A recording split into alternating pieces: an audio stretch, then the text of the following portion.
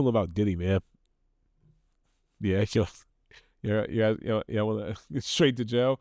Yeah, straight to jail for sure. Speaking of straight to jail, let's put Diddy. Sean Diddy Combs files another request to get out. All right, so this right here, this is a video by one of my absolute favorite YouTubers, F.D Signifier. Some of you guys heard me talk about it if you came on earlier. He's you should follow him. And this is his video on Diddy. It's very, very good. Let's talk about Diddy, man. Let's talk about Mr. Take That. Out of jail, his attorney citing new evidence they claim will reveal the prosecution's The bombshell allegation. They state this video of him beating ex-girlfriend Cassie was fake. He believes he's innocent. I believe he's innocent. I know y'all take it like, well, that was called court. That's cool. But that is the game you in. I am sorry. That is the game you decided to get. It's like these. I want to do this stuff again to reload. Combs was already fighting multiple sex assault allegations, each one more disturbing than the next. So like, in those body, you have to know His latest accuser says he was 10 years old. I mean, like, just to admit, I want to win over and over and over. I want to be at the end of the day, I'm going to show him. Diddy Combs investigation. New surveillance video shows Combs being taken into custody in a Manhattan hotel last. Next, give me something else. He took me out of a dangerous game. I mean, I was selling drugs real hard. When I got the record deal, I got cut shit. So it's like he Jesus to me, you know what I'm saying? Because he gonna say, Can't you do it? I can do it. Yeah, I can do it. Brain them still. You know, the game has been elevated. As we can tell, there's no expense being spared. We are the black billionaires watch. Yeah, you understand? Right. And we here together, and we're gonna keep staying together. We getting tighter. What I'm saying, and united we stand, and ain't nothing else to us. Not to us, right? Yeah. Is bigger than religion, yeah. Is bigger than the government. If you are here for the detailed breakdown, Bigger than Diddy is kind of crazy. That's a crazy phrase in FD. Relax. of all the salacious, horrifying crimes of one Sean Puffy Combs, I just want to warn you up front, this video will disappoint you. I don't say that as a way to undermine the crimes and accusations toward the man. I think the things he's been accused of are very serious, and I think he did pretty much all of that shit. Allegedly, right? The things he's accused of are so serious, in fact, that I think it's actually more important for me to spend my time and energy to address them in a more in-depth and nuanced way. One thing that always happens with these types of stories, these types of events, is that everyone gets really riled up to rightfully pillory a bad guy. And going back through the history of human civilization, be it public canings or guillotines or entire towns watching a... First of all, bring back guillotines. Yeah, I mean, we need a little bit of guillotine. We need a little bit of guillotine, and in the chat, he's got a Tupac shirt on. Yeah, that shit's hard too. That shit's hard. Alleged witches being burned at the stake, or white Southerners taking pictures of a public lynching of a accused black person.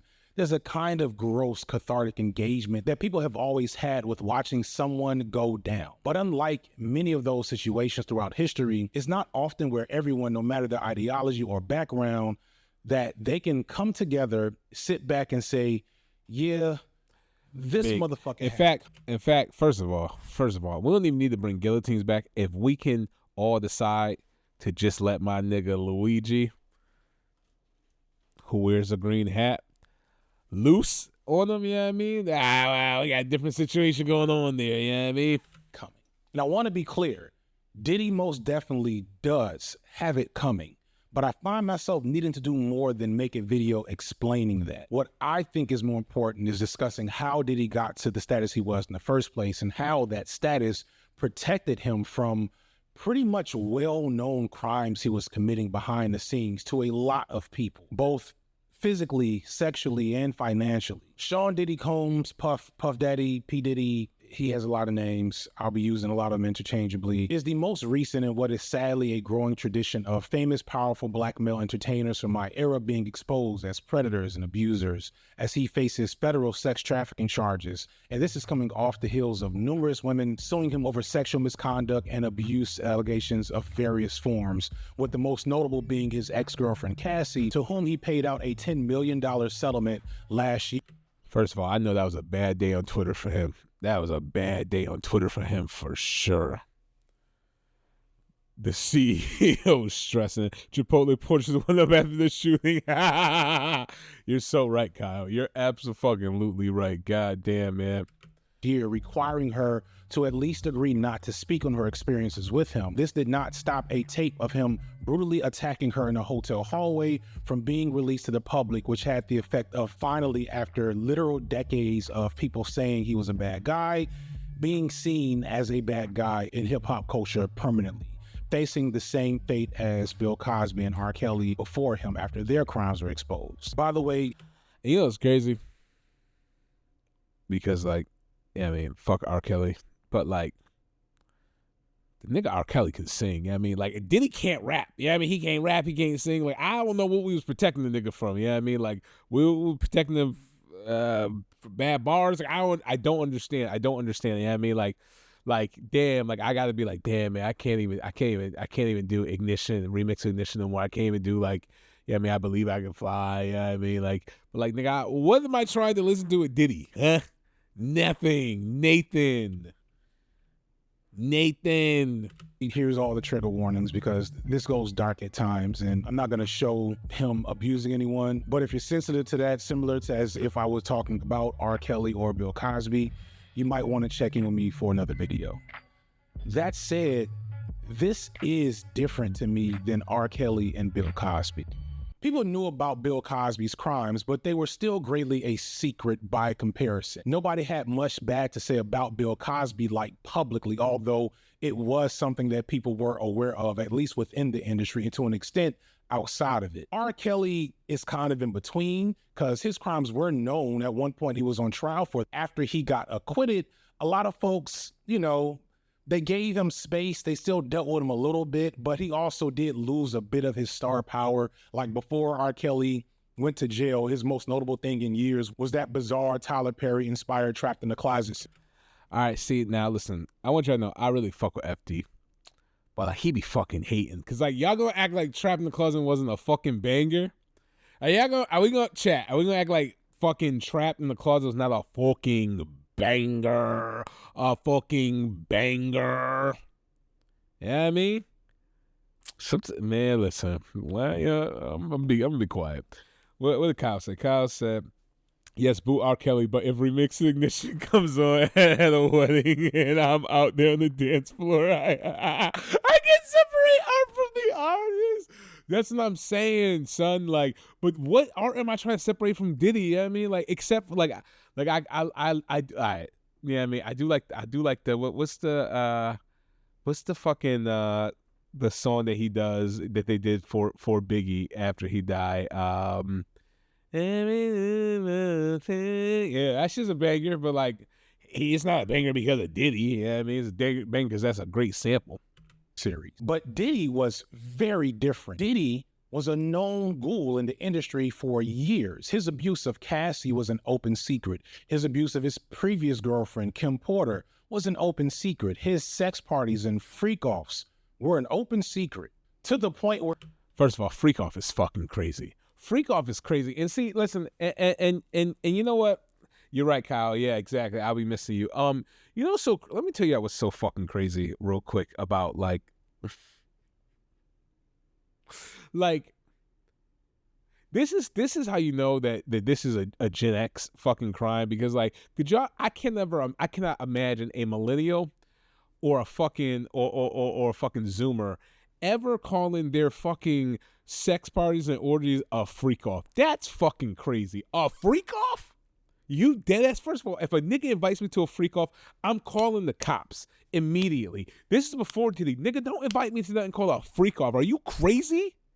Fuck. Where many a celebrity had either tacitly or openly spoken on occasion about how they didn't mess with Diddy because they knew what Diddy was. I'm gonna have a party, and we had parties, but I was more like just trying to just vibe, like just see where I look back on where I became. But did you miss me though? For real, because I'm saying it just seems like a thing. I miss this birthday party, man. Man, but I'm talking about for your birthday.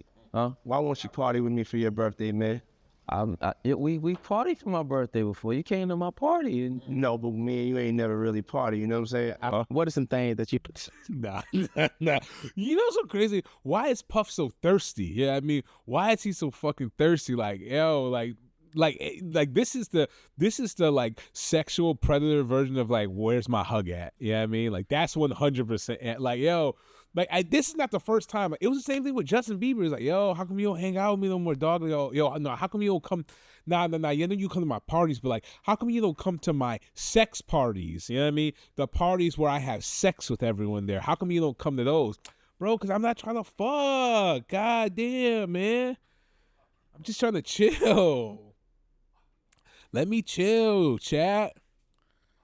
Damn, let me tell you something. I cannot imagine being a rapper. If Fab is dope, I can't imagine being a rapper and have to be like, Diddy, I like you as a friend.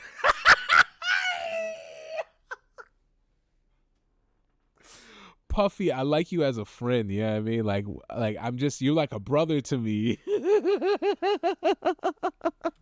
You feel like I should look out for, coming into the game. Like you've been in the game for a long time, man. What he's hot for? Yeah. Oh yeah. Stay away from that. Stay away from the take that match. That's all I'm gonna say. All right, stay away from that. All right. Yeah, look at that fear in Waka Flocka Flame's face. You know what I mean? Like, Waka Flocka wrote and recorded Hard in the Paint. Like, and look at that face. That's real fear, all right? God damn, that's crazy. That nigga's a fucking menace. Golly. And also, and this is going to sound super disrespectful because I like Jay Farrell and I liked what he did on SNL. And I'm not hating. I swear to God, I'm not hating. Was Jay Farrell getting invited to Diddy parties? I'm just saying, like, I just don't really feel like he, like, nah, never mind, man. Never mind. I got to hate.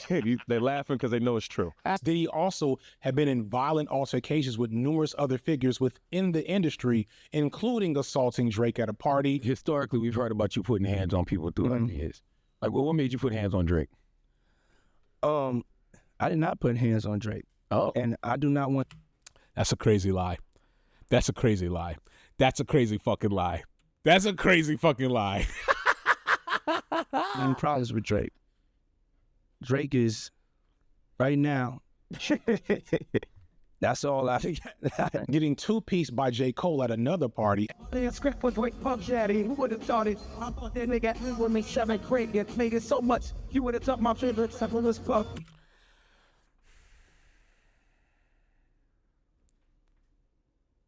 All right, so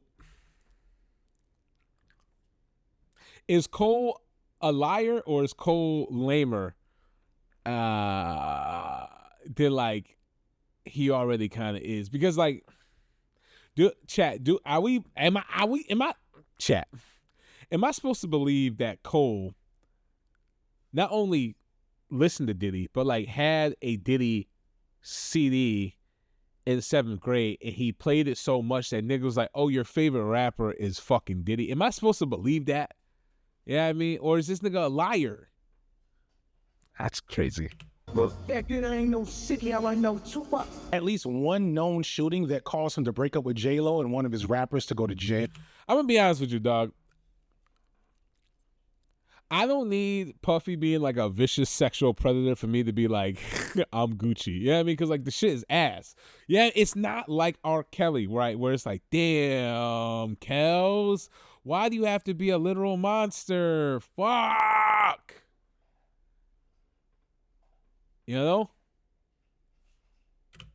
According to police reports, the couple jumped into the backseat of his SUV. Puffy's driver and his bodyguard were in front. Officers arrived as the SUV. Yeah, I think Puff is the one who gave J-Lo the nigga pass because of this. Never mind. pulled away. They ordered the driver to stop. Instead, he swerved around a patrol car and led cops on an 11-block chase. Police finally forced the SUV to pull over. Officers discovered a loaded gun on the front seat. Everybody was booked, including Jennifer Lopez. They spent the night in the precinct. He was also responsible for the poor fate of numerous other rappers under him. There is a long list of rappers and singers who curse his name openly over unpaid royalties, bad contracts, or just being cheated out of money. His penchant for abuse and cruelty was basically the main character of numerous reality TV shows throughout the mid-2000s and on MTV. Point, your will go back. Somebody gonna quit. Somebody ain't got the heart, the stamina to be bad boy. Somebody ain't got the passion, the drive, the intensity to want it. Somebody's mental capacity breaks at a certain point. I need to see it now. I want to see it when I'm 2 million in. Yet he persisted. Not just persisted, Diddy thrived. Diddy gained an unrivaled iconic status in hip-hop. Rubbed elbows not just with hip-hop and industry giants, but business giants in general, and connected with the political elite. All of this while being well known that he was a snake, abuser, and a predator. And Chat. I got a question. Just a small question. Was y'all watching Making the Band? Be honest. I know y'all was. Don't lie. Y'all was absolutely watching Making the Band, for sure. Y'all was watching Making the Band, and y'all loved every bit of it. And what I'm telling y'all is y'all's part of the problem, you know what I mean? Because, like, his whole character on Making the Band was like, I'm a piece of shit. Yeah, I mean, like, he's like he had watched The Apprentice and was like, yo, how can I do the nigga 5 version of this? You know what I mean? Which is crazy, because like, if there's ever been a niggified rich white man, it was Trump. You know what I mean? Like, it's crazy to me. It's actually fucking crazy. Also, real quick, I just gotta, this is so fucking crazy. That picture of him and Hillary Clinton is so funny. Like, all right. Or just being cheated out of money. I got that. For abuse and cruelty was basically the main character of numerous reality TV shows throughout the mid-2000s and on MTV. Point, your will go back. Somebody gonna quit. Somebody ain't got the heart. This is crazy. Bad boy. Somebody ain't got the passion, the drive, the intensity to want it. Somebody's mental capacity breaks at a certain point. I need to see it now. I want to see it when I'm 2 million. Not just persisted. Yo, thrived. Diddy gained an unrivaled iconic status in hip-hop. Rubbed elbows not just with hip-hop and industry giants, but business giants in general. Like, wait, like,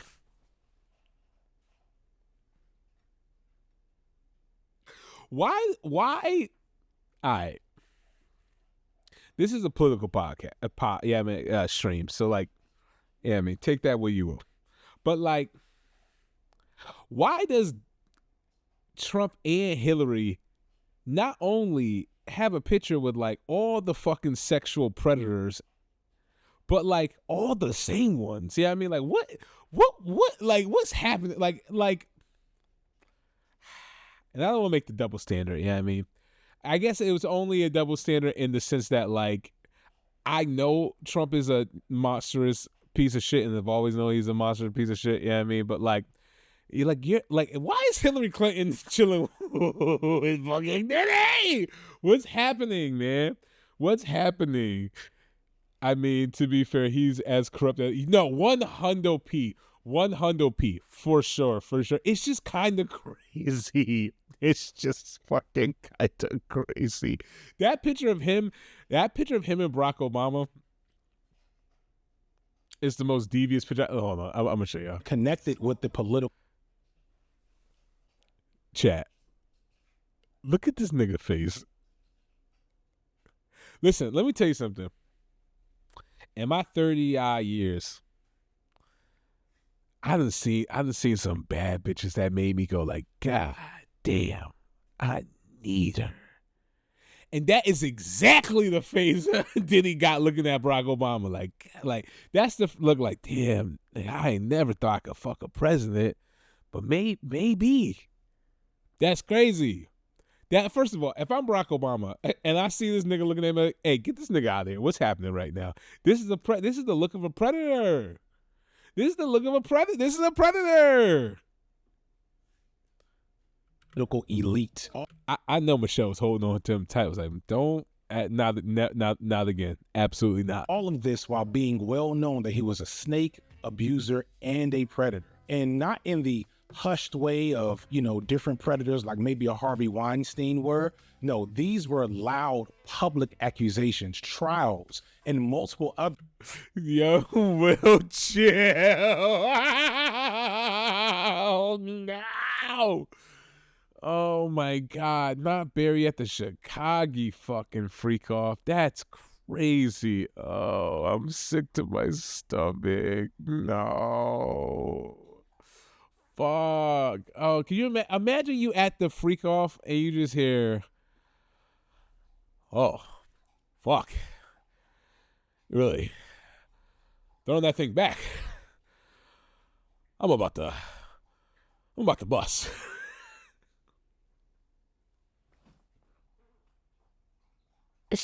Kyle, listen. You really tap dancing on that person of color, not a lie. Do not say to me again that Obama looks like he knows how to fuck. Listen, let me tell you something. I think there's only one president, maybe two, with like confirmed good stroke game, and it's definitely Barack Obama, maybe Bill Clinton.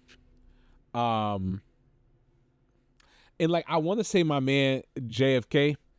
But from his own admission, JFK, he was like a minute man. You know what I mean? Like my man was like, I'm here for a quick time, not a long time. You know what I mean? Still the GOAT. You know what I mean? Still, you know what I mean? Off the dome. You know what I mean? Fucking crazy. That's wild. That's Kyle. That's crazy. That's fucking nuts. Other legendary artists constantly sounding the alarm that Diddy was bad, yet nobody seemed to care till there was video proof. How and why is this possible? If it seems implausible that this would be the case, remember that we've seen this before. We saw this same routine again with Harvey Weinstein and the predominantly white. I'm gonna let you get this off because that is a white man, but you saying to me, man, Bill turned it into the oral office should be a crime. That should be a crime, 100%. Criminal.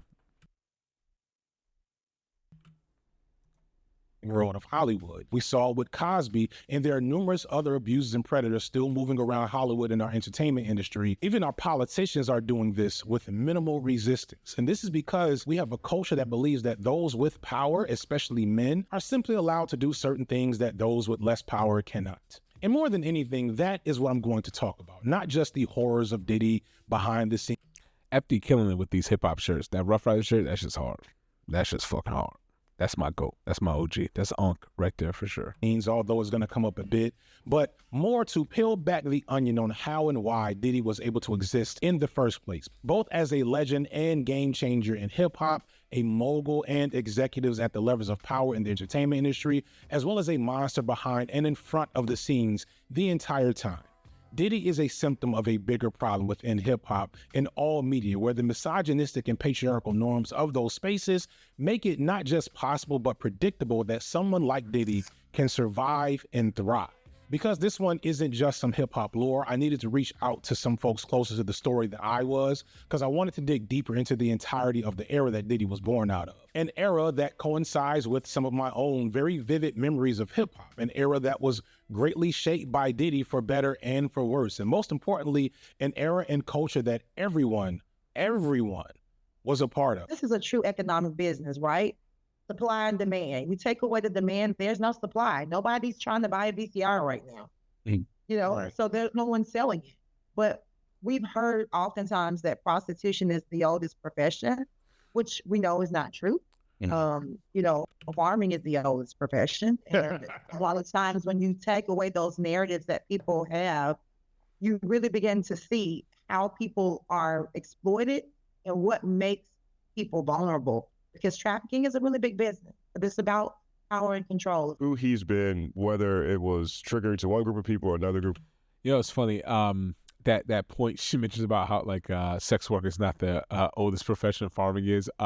That's hilarious. That's so true. Yeah, for sure. Like, yeah, people were definitely selling crops before and growing crops before they were selling ass. For sure. People are talking about one incident or another incident. His brand has been so separate from however. Also, salute to the company, man. Like, this guy, he's fucking great, man. His coverage during the Drake Kendrick Lamar beef was excellent. So if y'all haven't checked him out, y'all really should, for sure. Absolutely. Safe he felt that when all these allegations have come out, people aren't questioning whether it's in his ability to do this. Especially when that Cassie tape came out. When that Cassie tape was made visible, after him denying that even happened, like, you know, literally an hour before everybody saw it or whatever, or whenever he was reacting to the lawsuit. As soon as that, like, literally everything is legitimately confirmed in a lot of people's mind. And that lets you know how long he's been living above the law or outside of his own humanity. And to have it implemented, to him to be such a powerful person with all these influences and having so much control over entertainment, and then truthfully the spirits business, truthfully fashion too. Truthfully, I mean, he's over here with presidents. My story is that I was thinking about this as we were setting it up. So it's like, I don't really have nothing. Chat. All I'm gonna say is, like, damn. I feel like, okay. Like, I feel like this next generation of NBA fans, and I'm not even an NBA guy, it's like they're not gonna be able to, like, they're gonna be like, they're gonna be looking back at like the LeBron, the, like, you know what I mean, Carmelo Anthony, the D Wade, the Derrick Rose era, and they're like, yo, like, we really miss like some of the greatest legends of all time. That's how I feel looking at, I mean, this beautiful woman, I mean, versus the scrippers that we have now. I mean, like, listen, I'm not saying that those ladies, they're really doing a great job, but man, it was a different caliber of ball back then. You know what I'm saying? A different caliber. And like, I didn't see anything, but what I want to talk about is how every fucking body. Because she's tough. Sorry. I know we're talking about Diddy being a monster, but she's tough. Yeah. Every fucking body knew. So I got both of them, R. Kelly and Diddy. Yeah. Diddy yacht party. I want to go to a Diddy party. So I finally get invited to one. I'm getting to the door. Another nigga, no, he like, no, she can't come in. Oh, wow. I'm like, damn, I can't stop meeting these niggers. Now here we are all these years later, and I know why. And I'm like, but all of these men who knew. She was almost a victim. That's crazy. She was almost a victim. You know what's so crazy? And like, yeah, I mean, like, if we could talk about like misogyny and shit just for a little bit, and like how insidious these structures are, how they protect, because like in a different time, it would have, like, that person who stopped her from going would have been looked at like, wow, that's a really good guy. This guy's like a hero. Like, he protected her. And like, you know, from a sense, he did protect her. But like, my nigga, you, like, it's so bad that you're like, oh, this person I know personally, nah, absolutely not. Do not let her in there. But you let countless other men and women in through the abuse factory. That's actually fucking crazy when you think about it. Like, that's actually fucking crazy. Like, saving one fucking person from the genocide while facilitating the whole thing does not fucking absolve you. That's fucking crazy. Everybody fucking know. And if they didn't have nobody to care about you, that's two situations right there. Could have had me completely fucked up. I think the harm goes way back. I think if we think about how the music industry has historically worked for Black people, I think there has always been an understanding that if you are going to engage the music industry, be prepared for harm. Right. You know, I think there has always been a fight, particularly for identifiably Black women, to get their penance properly from the music industry. Right. And because it's the same sort of principle. Let me exploit you because you're going to have opportunity that nobody else has. And so don't see it as me exploiting you. See it as opportunity that nobody else has. Because I'm wealthy. And look at my house. And look at the people that I'm around. And you want access to this. And I will give you access to this if you allow me to financially harm you. Much as Diddy deserves every takedown, think piece, expose that he has gotten, it's more important to recognize that everyone knew what he was doing. And if we don't engage with that, then we'll just make it okay for the next Diddy to do the same thing. We as a wider culture, not just black folks, not just hip hop, because this is definitely not an only hip hop thing. I want to make that clear early on, but really the American way. We always seem shocked as insert bad man here does exactly the same thing that bad men have done throughout history.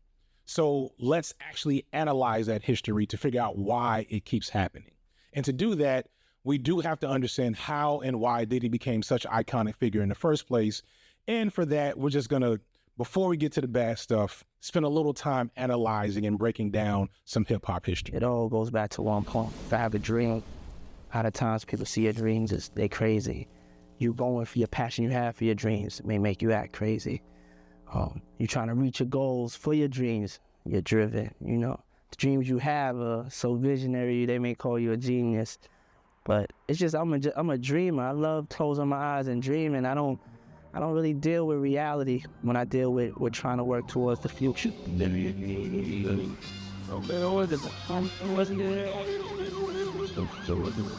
96, year my father was born. Was born in 1969 in Harlem, New York. To me, 69. Combs. Sadly, Melvin Combs, Diddy's father, was murdered when Diddy was only 2 years old, leaving him fatherless and forcing him into the stereotypical impoverished environment that is a staple for the rag to riches stories that hip hop tends to lionize. And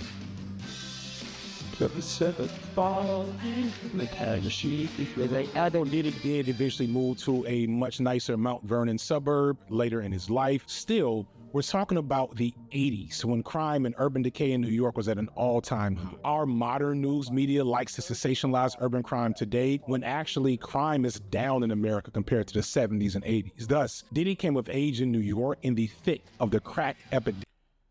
Yeah, man, listen, a lot of y'all don't realize this. That crime shit's a fucking hoax, man. Like, it is safer now than it's ever been.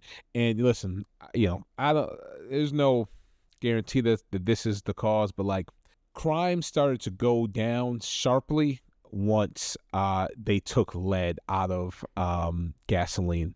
Once it started becoming unleaded, and you know, obviously, lead got taken out of paint in like the 70s and shit like that. But like, that shit really did. I mean, if you look at what lead poisoning does to the brain and like the levels of aggression and like the way it fucks up your mind, and you look at when they, like, if you think about the fact that gas used to have lead in it, and when it was burnt, the exhaust would just go into the air. You're talking about like a mass lead poisoning of a population. Yeah, I mean, and soon as we stop doing that, crime sharply fucking declines. That's crazy if you think about it. Demic. More commonly known as crack, because it's cheaper to buy. Others were sitting there talking, and next thing you know, out of dot, gunshots and start going. The war did continue on the streets, and Americans on the front lines had their own battle hardened reaction to the new strategy. It's not something I've ever heard Diddy speak on, but it's hard to imagine that even in Mount Vernon, he didn't have his fair share of struggle and horrors that were very close to him. All that said, it seemed like he was shielded from the worst of those things. Diddy attended a private Catholic school and managed to attend the prestigious historically black college Howard University in Washington, D.C., where he would make a name for himself as a local party promoter, and this eventually made a path for him to get involved with the exploding hip-hop music industry in the late 80s. Started basically in college, Howard University, and I started doing internships. And one of my internships is at Uptown MCA Records, and I went from an intern to a permanent position there. Diddy is entering into a hip-hop world in the late 80s and early 90s, right as it stops being the avant-garde radical music wave and when it becomes a big money industry with lots of corporate attention. And this positions Diddy to be a huge benefactor as he is connected to the raw art form through his entertainment and street connections, but also has the education and language to translate all of that organic hip-hop connection into corporate benefit. He is the perfect gatekeeper, right as that that role of gatekeeping is being established, and this immediately imbues him with a lot of power in hip hop. I just took people that I thought I could get along with, and people that I'm fans of. I'm fans of all of those people. Like, it blows me out that I'm headlining a tour, like, and I'm fans of all of these people that are hoping to support me. Let's take a close look of how Diddy, a man with legit really only one talent, found himself as a vector of significant power between so many talented people. And to do that, really need to just recognize that he just copied the framework that was already there, being done to black artists by white people for generations. Rap shows, black shows have not sold out this year since Triple Threat. And I'm telling you right now, it's easy. If you just do this couple of things, you're gonna sell records, and at the end of the day, you're gonna be going and playing to packed houses. The music industry has, for most of its existence, been an industry deeply rooted in all the awful parts of capitalism. I talk about capitalism a lot, but for those of you who are new here, I want to explain a few things to make sense of how exploitative this industry and capitalism is. Diddy, dirty money, let's go. One common misconception about capitalism is the belief that capitalism is simply the pursuit of money and wanting to have a lot of it and get more of it, or thinking that just having money or some power makes you a capitalist. And this isn't true. Having a good job and making a lot of money does not make you a capitalist, okay? If you do not own or control. Yeah, just so you know, write that down. Yeah, I mean, most of y'all who love capitalism, y'all are not capitalists. I mean, y'all are fucking cattle. I mean, y'all are workers. All right, y'all don't own the means of shit to produce dick. Yeah, I mean, nothing. You are the exploited class. Sorry. The means of production, you are a worker. Fewer industries are a more pure example of the failure of capitalism than the music industry. In the music industry, the product is art and music, and the laborer is the artist or musician. And people want good music and are willing to pay for it in some form or fashion. And the people that make the music, the artists, are the core contributors to what makes that industry work. However, to maximize their ability to make money off their music, which is only possible by getting it to the largest population that they can access, artists back in Diddy's era, in a world before streaming, they needed record companies to help. And this will require them to sign a contract with a company to be responsible to distribute their music, and the record company, the distributor, would take a cut of the profit. This wouldn't be so bad if not for the fact that over time, these record companies found ways to squeeze more and more money out of the artists while doing very little to reciprocate that value back to the artists. And that is the end result of capitalism pretty much in every situation. It always ends with how to make more money by getting more out of someone else. One of the ways that the record companies did this high level of exploitation. It's so crazy too, because, you know, you let them tell it, you let them preach it to you like capitalism is all about fucking working hard, but like, no, in fact, it is like distinctly like who can work the least hard and get the most surplus labor or revenue out of them. Yeah, I mean, like, it's kind of fucking crazy when you think about it.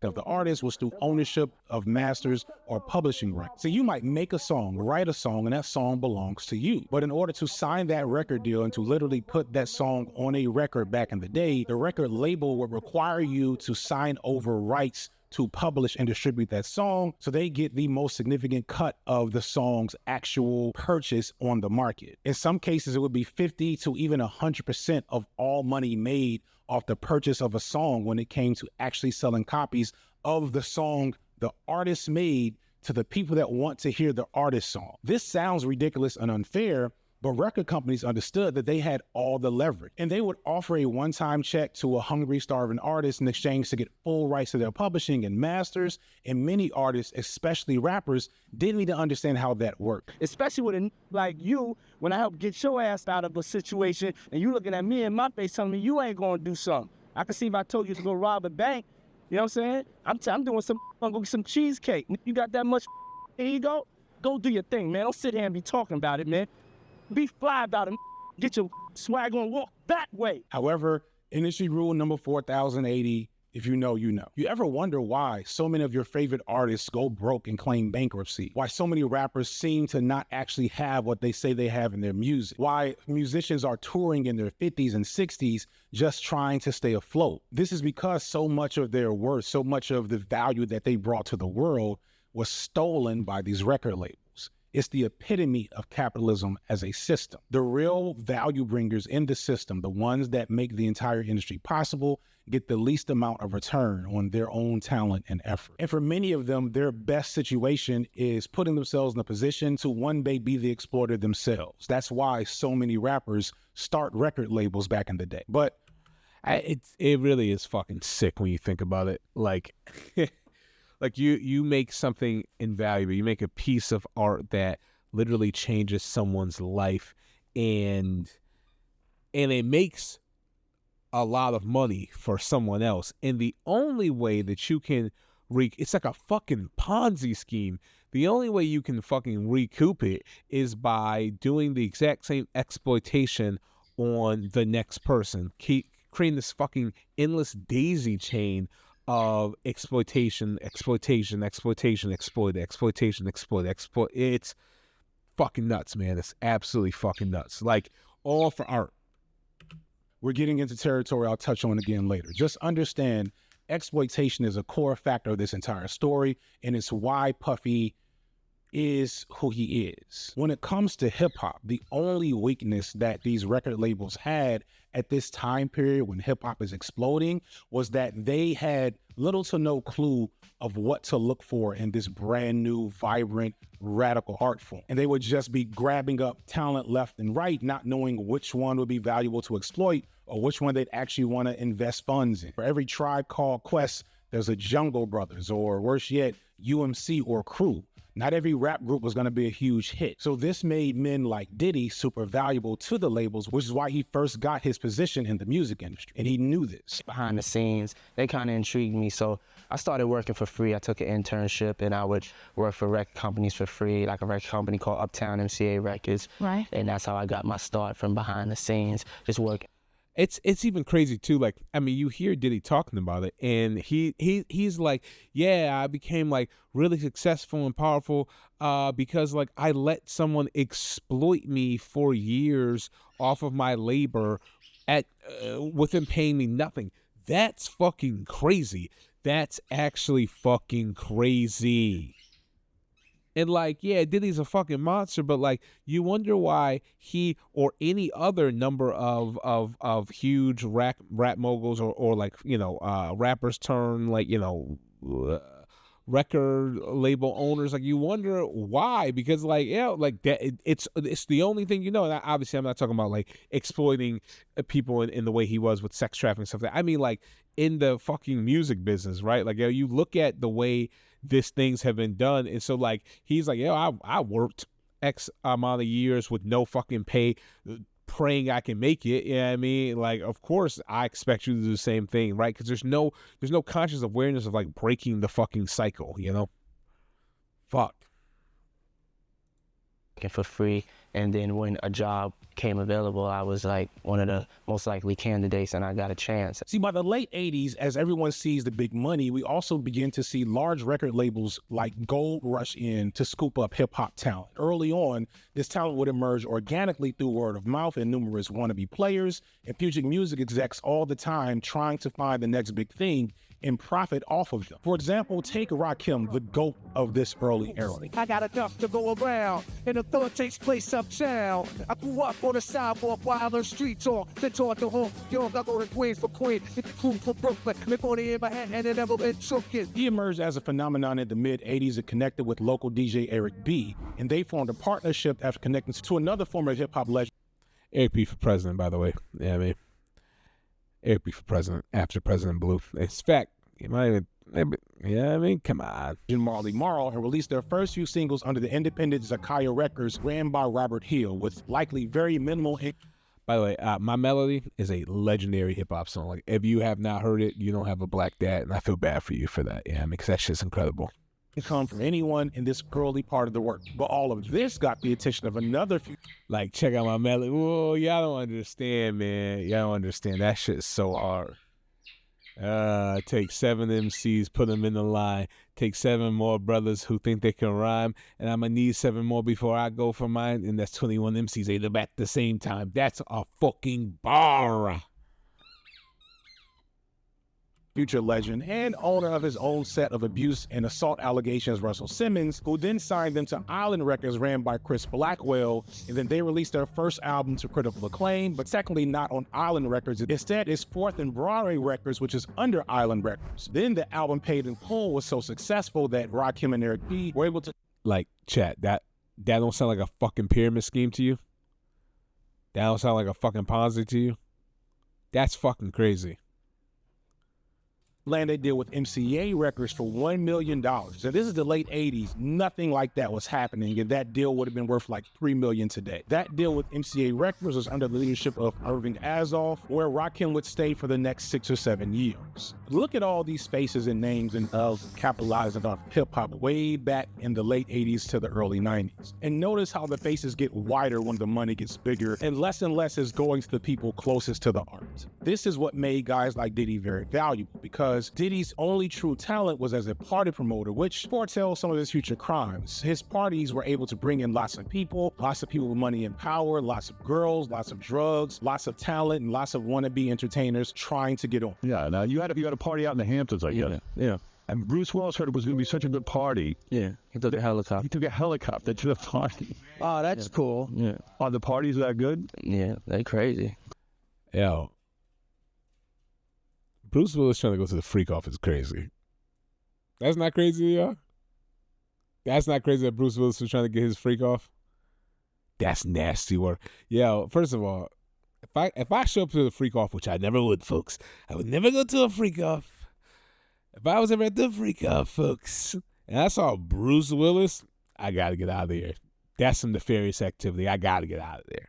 Crazy. A lot. So this left Diddy deeply connected with the club scene, the music scene, and the streets. And this allowed him to be the first to identify talent that could be pulled into the industry. Diddy was quickly scooped up by Uptown Records as an intern under one of his mentors and notable hip-hop gatekeeper, Andre Harrell. However, this didn't last long. To his credit, it seemed Diddy saw how the game was being played and felt like he deserved a bigger chunk of what was being offered. So in 1993, he left Harrell and started Bad Boy Records. You have your own record label now. Yes, I have my own record label. All of my artists on my record. I'm on my own record label. It's called Bad Boy Entertainment. Diddy starting Bad Boy represents one of the earliest mega successes, if not the mega success in Black entrepreneurship in the music industry, where these Black men who were being basically paid off, getting one-time finder's fee, decided that they wanted to be bigger players in the hip-hop industry game. Brothers are realizing that they could make more money for longer by, and this would be a running theme, exploiting their connection to the artists by just partnering with these larger companies. Thus, we have Eazy-E with Ruthless Records in LA, Rap A Lot with Jay Prince in Houston, and of course, Def Jam started by Rick Rubin and Russell Simmons. Diddy wanted to be in that same category. However, Puff wanted to be different. He wanted to be bigger and better than that category had to offer.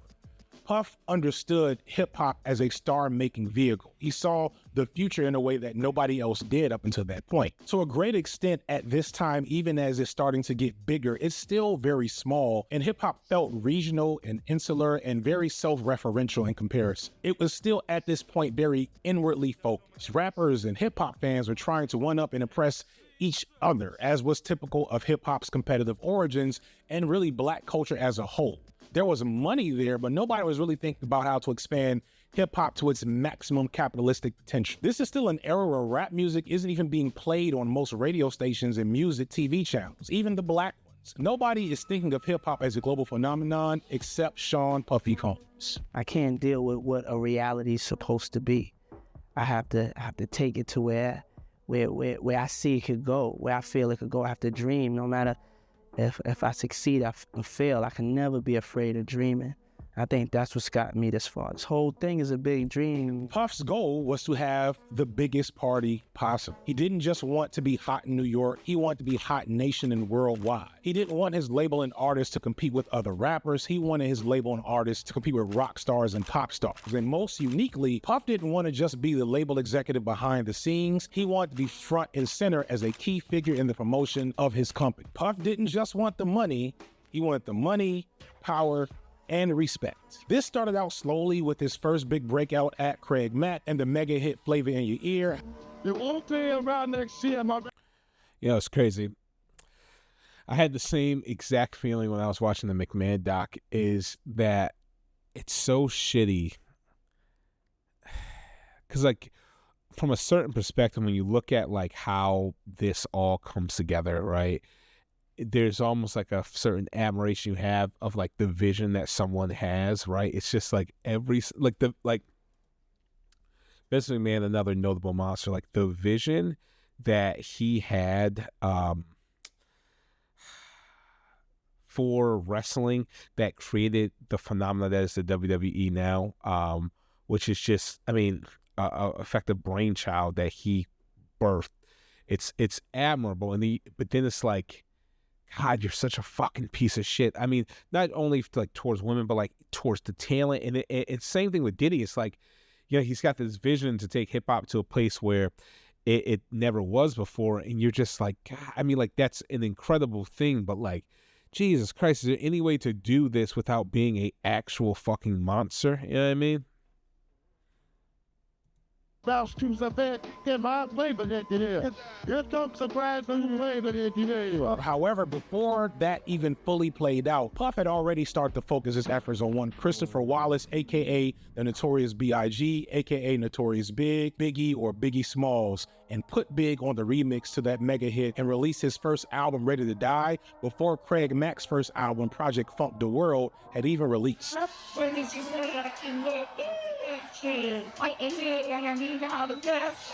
got the drop for B.I.G. and Craig Mack. September 12th is B.I.G. September 21st is Craig Mack.